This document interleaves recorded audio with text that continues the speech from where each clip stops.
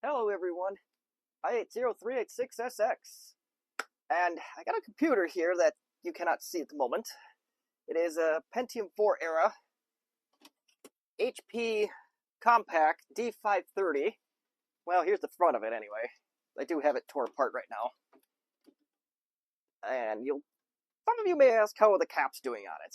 Well, there's some that don't look very good, but most of them look okay, so we'll get that question out of the way right now.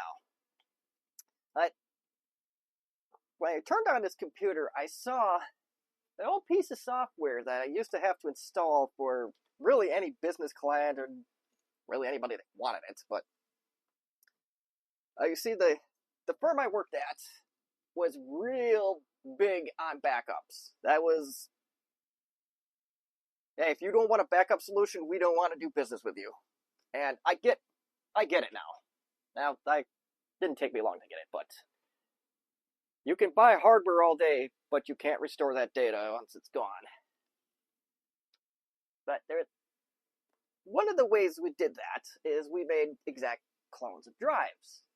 That's the tour of this video, the subject of this video.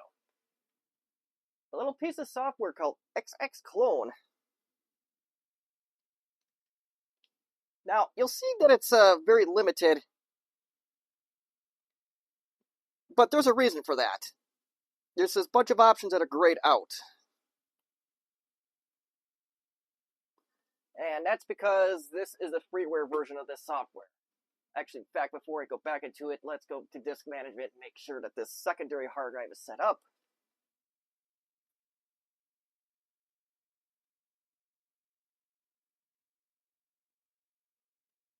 There you go. Oh, it's unallocated. Nice.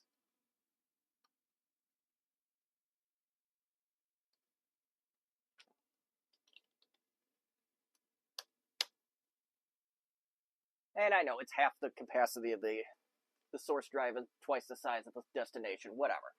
But, and I gotta close down the program to get XXClone to see the second drive, I think, or are we going to be, oh, you're going to be a twat. Alright, bear with us while I figure this out.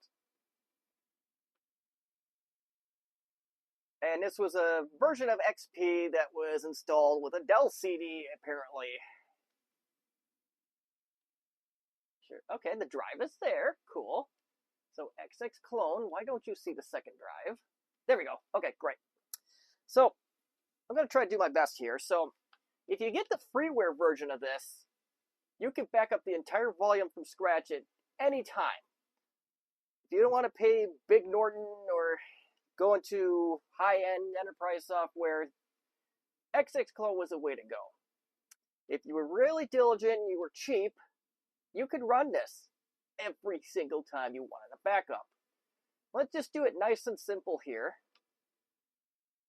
You could, in theory, start your backup right now.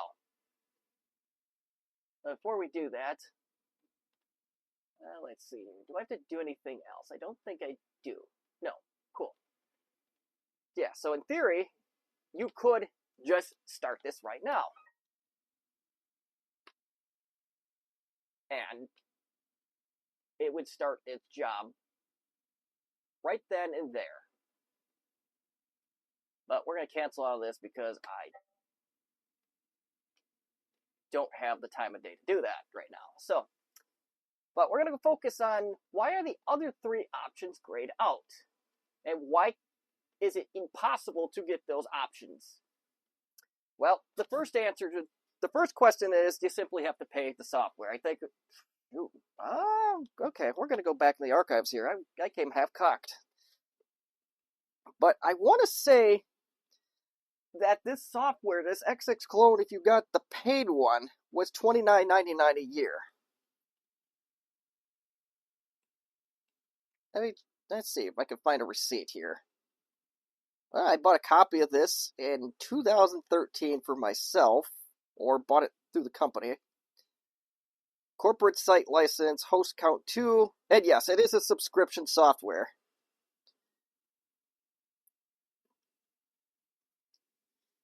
And there's renewal cost. I'm trying to find a receipt on this, and Oh, that's just an expiration. Okay, let's see if I... here's a Pixie Lab sales. Okay, I'm trying to find a license. I'm trying to find a download for it. Well, the company's out of Illinois, or was out of Illinois. But it would cost... We'll just go with the renewal. We'll just say... School renewal notice. Okay, so... Yeah, if you were to purchase this software, I know it was under 100. I want to guess it's anywhere from 50 to 70 for the initial. But if you were to renew this, it's basically $40 a year to renew it. Now, why can't you renew this today? Do I dare hook this thing up to the internet and tell you?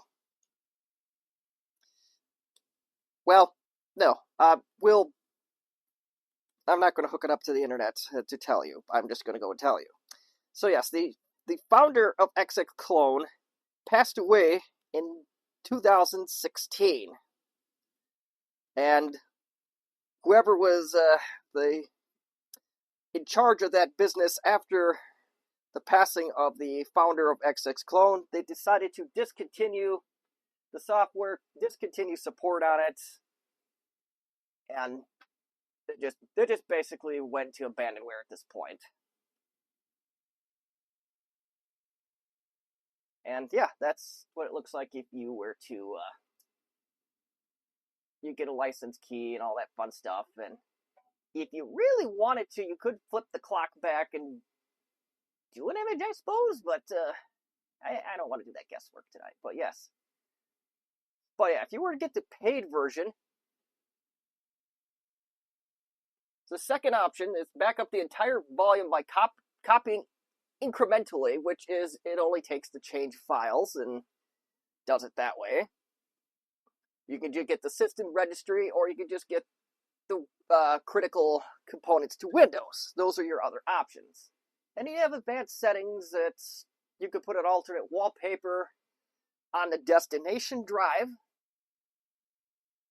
And we can do this hypersync algorithm for faster backup, apparently. I don't remember if there was an advantage to this or not, but we had a couple things over the years where, oh, why does the background look different? Things just look a hair different, but it seems everything's okay. Well, we've had a handful of times where a primary drive would die. The owner really liked his Maxtor drives before they got bought out.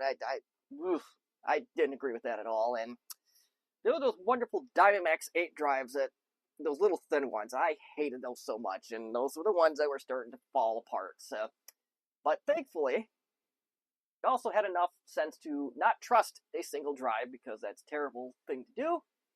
And that's why we were able to save customers many, many days, if not weeks, if not months, if not a lifetime of aggravation. Thanks to a piece of software and an extra hard drive. Now, there are some things you have to do. If you just clone it, you may have, for the first time around, you'll have to make it bootable. You may even have to do this every time if you're using the freeware. I don't remember. Duplicate volume ID, I don't think I ever used that, but it might be necessary. And the nice thing is, another piece of advantage that Ghost doesn't do, and I don't know how often anybody actually uses this add test boot will actually add an entry for an XXClone drive. In this case of this system, I'll show you that in a minute. And if you had the paid version, you had a nice little bonus here, because you could get yourself a batch file with all the settings, and you could actually schedule that. The free version is going to stop you. That's just the way it is. At least I seem to recall that just stopping you. Let's find out together. There is a batch. Hold on. Before we do that, there is a batch file.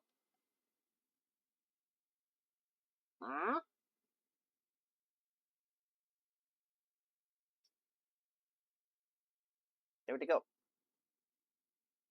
And that's what the batch file looks like. And you're just gonna... but we're actually going to modify this. I'm probably going to regret this. Image D. All right, now let's try to run the batch file. Or is that going to be angry with me because I ran a batch file? Oh, uh-oh. Now I did it. One more time. Yeah, you can make the batch file, but oh wait, no. I was gonna say, it's like, oh, we got all of a sudden have options here, but the batch file is just gonna bring you here, and you got to run the program manually. That's just the way it is. Because the batch file's still there. It's just, but yes, you would have to purchase the software in order to get that advantage. So let's restart it. This machine already had that entry in it for booting to another drive, which obviously is not going to function because we don't have said drive connected anymore.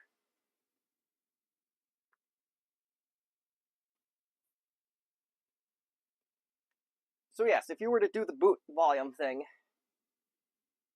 oh, this keyboard does not respond to that. Okay, cool. You could literally go hit this, and it would boot on another drive, and you can see it do its thing. But we don't have a drive connected with a fully imaged drive connected anymore, so we're just going to go to our normal boot volume. And as far as I know, this worked on Windows 7. It may even work on 10, but don't bet on it. Don't hold your breath.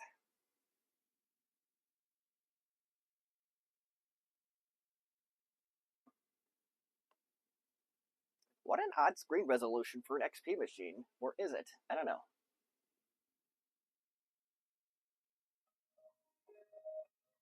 If you watch my recent short about the printer and on printing BIOS settings directly to a printer, the printer came from the same client.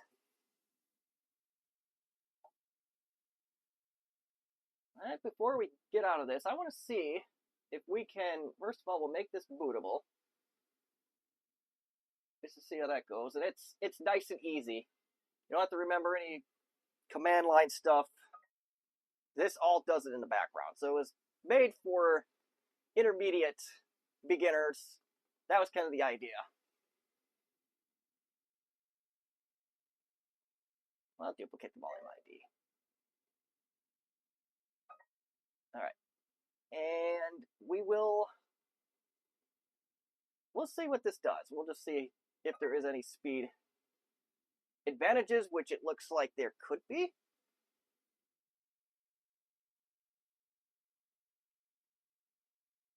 Maybe I'm just imagining that, but one thing to note, there was a limitation. If the file was open, let's just say one of the most common things we ran into were the wonderful QuickBooks databases. If those were open and you did an initial clone, or did any clone with the QuickBooks open, you ain't getting it backed up. It skipped over that. So that was something you had to worry about. Is if there were programs that needed to be closed, you make sure that you close them and then you run your program. But you could do the script if you paid for it. You do the script and it could do all that for you. But yeah, this is XXClone in a nutshell. I don't know how long this is going to take, but it is going. And before I end this, we'll let this clone go, of course, and then we'll try to boot off of it and see if it boots. Actually, you know what? Forget that. Let's go back. I want to try something here. Oops. We are going to do these top two options, and then we're going to do that. Okay, now we'll let it go. It's going to start over at this point, but we didn't get very far. But if nothing else, if you don't have a directly bootable volume, you at least have your data.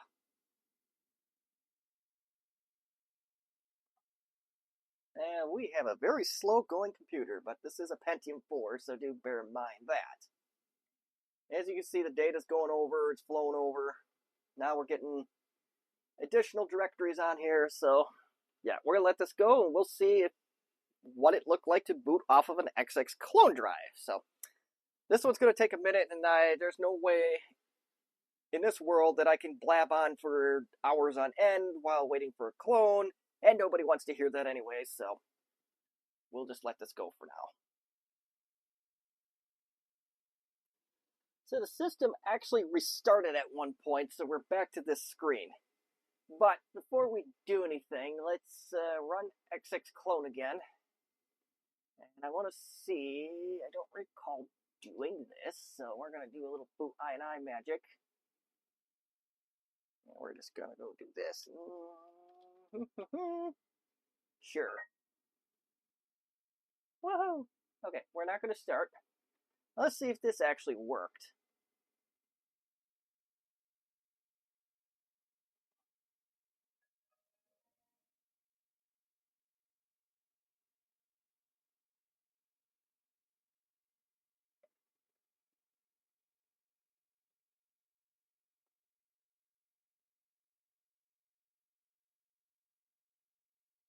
Alright, so yeah, the clone of many X's is the one we're going to try.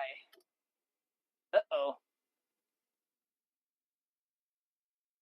Okay, we're going to try that again. So, that's it for this portion of the tour. Let's try to reclone again.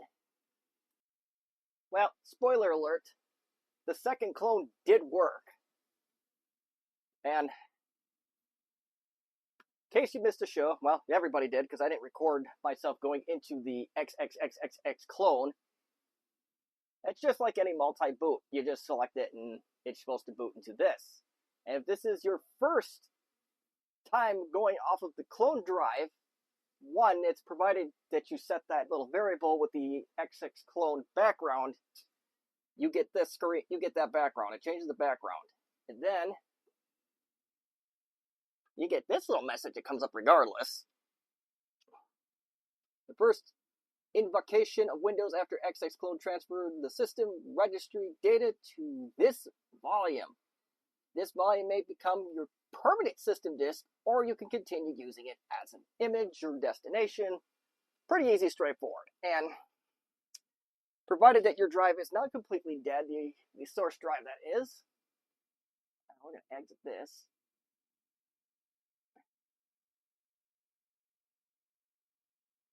We'll restart.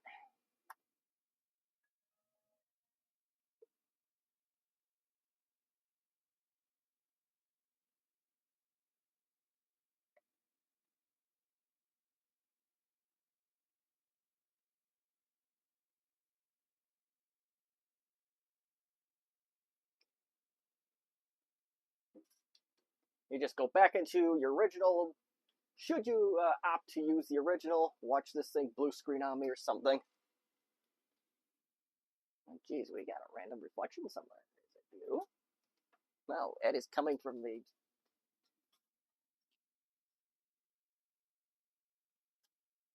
I don't. We need more curtains.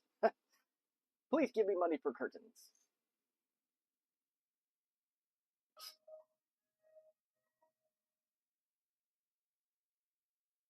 And you're back at the mall. You're back home. Whatever you want to call it. So, that's it for the XXClone video. I'm going to be honest, I don't remember a whole lot about it anymore, so you can always pop a question in the comments, but I'm going to tell you, I probably don't remember much about it. When archive.org is back up, I will upload this if it's not uploaded already. Again, they're in that middle of that unfortunate situation that happened to them where they got compromised, so they're still trying to figure that out. So, but regardless, that's it for the XXClone video. So thank you for watching. Have a good one.